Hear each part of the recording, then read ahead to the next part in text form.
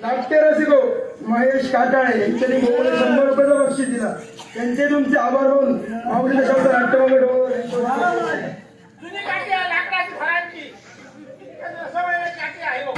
माझ्या हाती शस्त्र आहे. माझ्या आता काठी असायची एवढा नाही. अरे मला त्याला मारा. हे काठी बियाणं पाण्याई आहे. पाण्याई आहे. तो कोणाला बियातो